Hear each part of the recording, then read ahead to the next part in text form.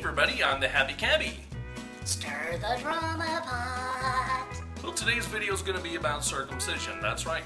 Snip, snip. As you know, ShayCarl uploaded a video a couple days ago titled, "Don't Circumcise Me Bro," and a lot of people started giving him grief and leaving negative comments and all that, and I just wanted to weigh in on this, partly because, as you know, about 2-3 weeks ago I uploaded a video about circumcision, and the black annotation, links down below there in case you want to see it. I'm not going to be repeating all the data that I posted in the last video, because like I said, it's a 16-minute long video.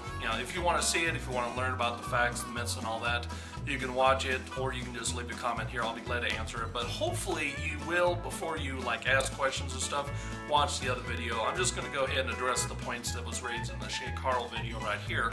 And let's go ahead and begin. Why are we doing this? Some people are saying, why are you circumcised? Just leave it. Why are we doing this? Hygiene, for one. Hygiene? And I think he should look like his father. Oh, TMI! Too much information! Okay, so let's go ahead and talk about hygiene. First of all, it's real simple. All you have to do is remember to wash your penis, and that's it. Well, let's go ahead and address the point of wanting your son to look like you. First of all, your son does not look like you. He has his own facial characteristics. It's a blend of genes from both you, your mom, also some recessive genes that perhaps you picked up from the grandparents. Anytime a mother and a father get together, make a baby, it's a unique baby, it has its own features. So that argument, in my opinion, is moot, but it's like, hey, I'm circumcised, my other son is circumcised, everybody else in the family is circumcised. I get that.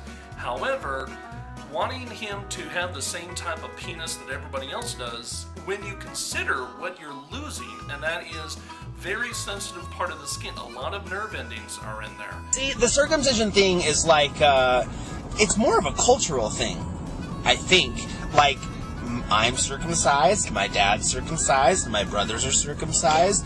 In the locker room, when I played sports, that 6 months I was gay. I mean, all those times, I don't think I ever saw one that was not. Literally, all my friends were this is a weird conversation. Yeah. This is super, super weird. But the kids who weren't, I never saw one, but the kids who weren't would get made fun of. They'd be called anteaters, or Carly was even telling us she knew a kid who was called Myrtle the Turtle, because his little head would go in the turtle. And everybody called him Myrtle the Turtle because he wasn't circumcised. And I'm like, especially because the area that we live in or whatever, it's like, it's hard enough to grow up as it is being a kid. Wanting your son to have the same type of penis that you do is an admirable goal. However, when you consider what you are sacrificing just for basically an aesthetic preference, doesn't really make a whole lot of sense. There's a lot of nerve endings that are in that penis, and basically you are reducing sensitivity of the penis when you circumcise a child. Now, originally, when circumcision was introduced into the United States, it was introduced as a way to reduce masturbation because they thought masturbation was wrong. So they said, hey, let's go ahead and start circumcise our children, so therefore they won't masturbate. And of course, being uncircumcised, and I still do it. That's right. Now, of course, nobody's advocating circumcision as a way to prevent masturbation because we all know that's bogus. Now everybody's saying, well, it's cleaner, it's more hygienic, women prefer it more, but, then again, each of these arguments fall flat on its face. Number one, hygiene, take a shower. Women prefer it. It's more of a matter of choice. There are some women that prefer a circumcised penis, or some women that prefer an uncircumcised penis. But if your woman is going to reject you simply because of your circumcision or non-circumcision, she's really not the type of person you want to have around to begin with. Well, let's go ahead and talk about disease, such as the risk of AIDS, risk of cancer, and stuff like that. First of all, let's go ahead and address cancer. Penile cancer is a rare phenomenon. However, things like colon cancer is far more common. In fact, even male breast cancer is far more common than penile cancer is. So if you really wanted to reduce your chance of cancer, you would, of course, have a mastectomy, remove your boobs, remove anything else that might get cancer one day. Now, as far as the AIDS go, there was a lot of research that was done in Africa and concluded that circumcised men do have a less risk of AIDS. However, one thing they failed to account for in that study was whether or not these people use condoms. The best way to reduce the risk of AIDS and other sexually transmitted disease is to use condoms, not circumcision. Condoms, and also having a monogamous relationship. If you you screw around, you're going to increase your risk of AIDS. Now, phimosis is basically where the foreskin basically won't retract whatsoever. Most babies will not be able to retract their foreskin for at least maybe a year, 2 years, sometimes even 3 years. Just because the foreskin does not retract does not mean that there's something wrong. Talk to your doctor about this. So in an actual case of phimosis, circumcision is not the only remedy. There are other remedies that you can try before circumcision. Circumcision should be a last resort. One way to treat phimosis is the application of which is a steroid that has been effective in about 80% of phimosis cases, thus leaving the foreskin intact and all the nerve endings that come with it. So therefore, instead of having a circumcision, as a way to prevent a disease that most likely you're not going to get anyway, better to just wait and see if you actually get the disease and then try some of the other treatments available before you resort to circumcision. Blantis is another disease that is commonly thrown out as an argument for circumcision. In other words, you don't want to get blantis. Well, one thing I want to say about blantis is, number one, it is a curable disease. One of the things that causes it is basically bacteria or fungus getting underneath the foreskin. Like I said, hygiene. Another thing that causes blantis is infections from catheters. Like I said, blantis is a very treatable disease, and it's not necessary to remove the foreskin where you have a lot of nerve endings. And the final part I want to say about circumcision, it is a very painful procedure. Basically, a baby is strapped to the table and a quarter of the skin of the penis is surgically removed.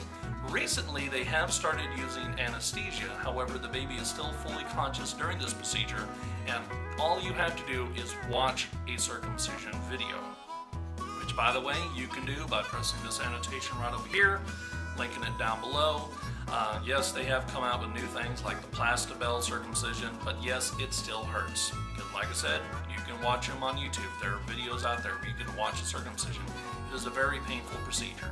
So why am I making this video? Well, obviously they can't put the foreskin back on the baby. However, the reason why I'm making this video is hopefully to encourage any newborn parents to not circumcise their child.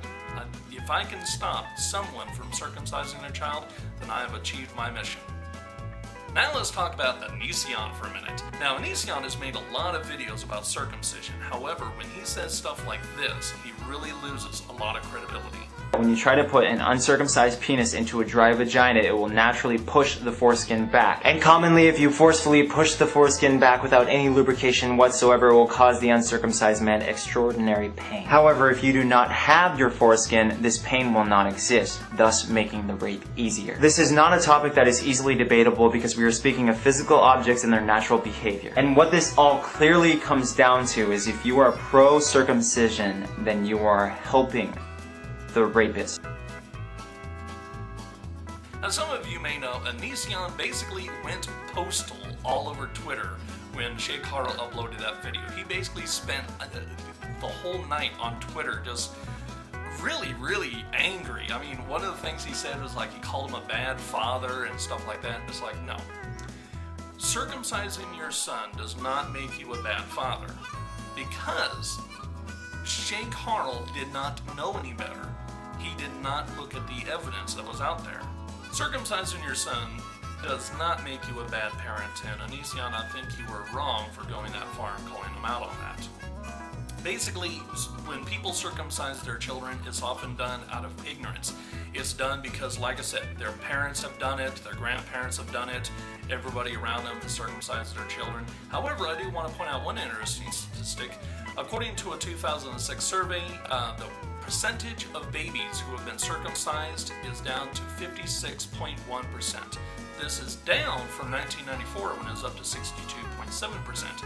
So circumcision is going down in the United States, and furthermore, worldwide it's around 30% of the people who are circumcised. So to say, I want to look like everybody else, that argument is now starting to lose weight because more and more parents are choosing to leave their children intact, and I think that's a good thing. So anyway, I do hope this video was educational for you. In conclusion, I just want to point out, hygiene, just wash the penis. It's not medically necessary. You will not find any pediatric associates in the American Academy of Pediatrics or any of their equivalents anywhere in the world that will endorse circumcision as medically necessary. The risk of AIDS and other diseases, wear a condom, practice monogamy. The risk of cancer, it's not there. You're more at risk for breast cancer than you are for penile cancer. And as far as looking like everybody else, 56.1% of the children are circumcised, which means 44% of the children are not circumcised, and the rates are going down. If you take a look at the numbers, each year the percentage rates are going down. Please spread the message, do not circumcise your child. It is a painful procedure that is not medically necessary. I'm the Happy Camby, and thank you for watching.